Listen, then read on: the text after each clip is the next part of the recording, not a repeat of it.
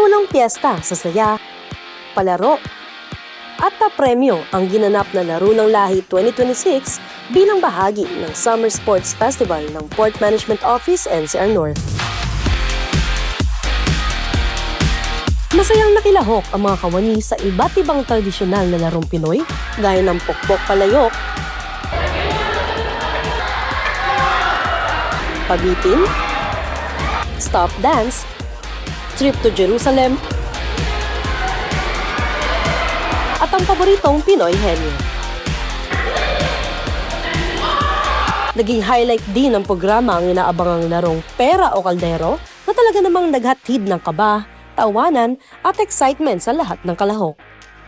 Hindi rin nagpahuli sa kasiyahan si Port Manager Jeneline Rebong na game na nakisaya at nakilahok sa mga aktibidad kasama ang mga empleyado.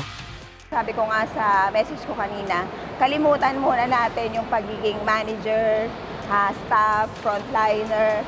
So just for today, wag natin kalimutang i-enjoy din ang bawat araw. Kasi lagi tayong busy sa ating mga trabaho, pero bigyan din natin ng panahon ng ating sarili. Kasi sa ganitong activity, nare-recharge tayo. Nakakalimutan natin yung panandalian, yung stress. Sa pamamagitan ng mga ganitong gawain, mas napapalakas ang samahan at positibong ugnayan ng mga empleyado at kawani ng Pantalan.